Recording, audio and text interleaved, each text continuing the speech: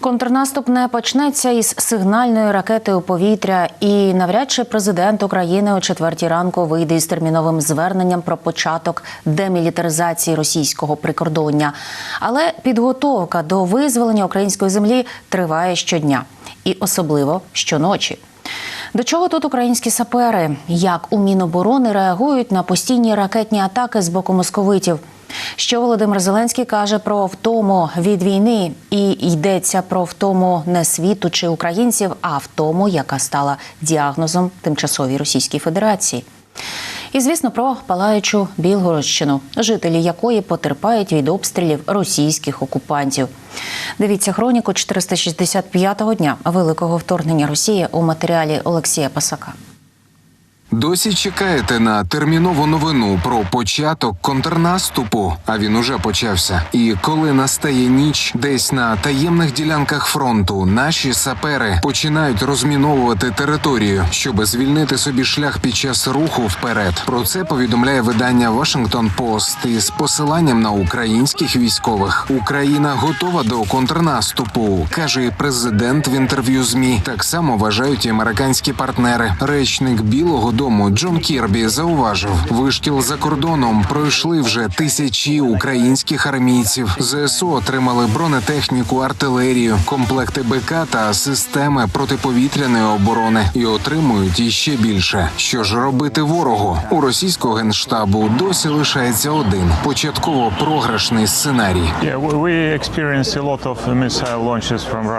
Ми пережили багато ракетних ударів із Росії, особливо у травні. Головна мета цього – зупинити наш контрнаступ, не дозволити зосередити на цьому наші зусилля, а також поцілити у те, що Росія називає центри ухвалення рішень. Тому у травні ми бачили безпрецедентне застосування ракетних атак. І для Кремля було величезною несподіванкою з'ясувати, що ефективність балістичних ракет майже дорівнює нулю проти сучасних систем протиповітряної оборони, які ми отримали від наших партнерів. У Міноборони наголошують, Україну не влаштує жоден варіант завершення війни, в якому ми не повернемо всіх наших територій. Тож ворогу варто вже зараз усвідомити, вони не можуть виграти, адже вже програли головну битву за волю України. Про це говорив президент Володимир Зеленський під час спілкування з латиноамериканськими ЗМІ. А ще про втому від війни, яку чомусь приписують і Україні, і світу, однак забувають про самого агресора. Але мені здається, так як втомились русські, ніхто не втомився. Вони в шоці, що вони не здатні все ж таки захопити Україну.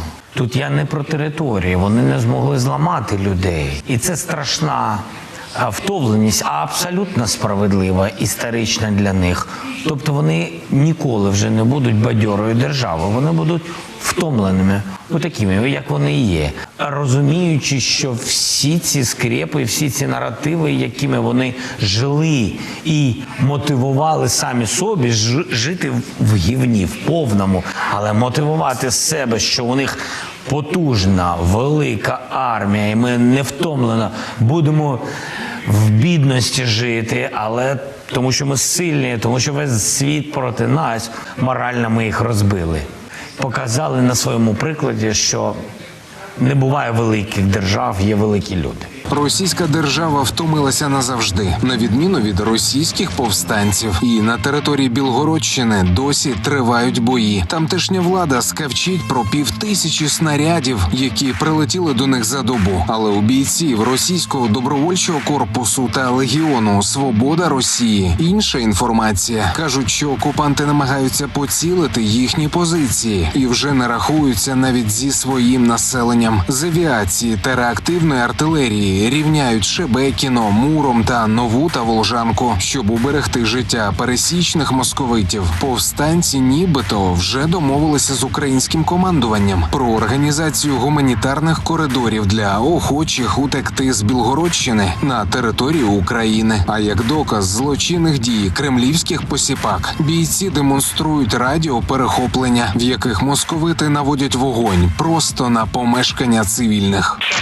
Уровень 30.02, поворот правее 2.34, взрыватель 133, шрапнель полная, 5 бегло, 52, уровень 30.02, поворот правее 2.34, взрыватель 133, шрапнель полная, 5 бегло, Вот там горит что-то. Вот дом. Снаряд туда упал, получается. Прям рядом с домом. Все окна выбиты осколками. Забор весь в коцках. Машина. Стекло на кухне. Вот так осколками в тачке в машине. Не знаю, может на ходу, но без осколков. Все раз в целом. Мать на панике, а ехать некуда тоже, но уезжать по-любому придется. А що ж хотіли московити? Ось така вона, громадянська війна. І російське військо не жаліє свого населення. А українські військові контррозвідники СБУ не шкодують техніки окупантів. Показали, як за допомогою дронів камікадзе мінусують ворожі зенітно-ракетні комплекси «Бук» і «Тор» десь на лінії фронту, яка лише поки що розташована на українській території.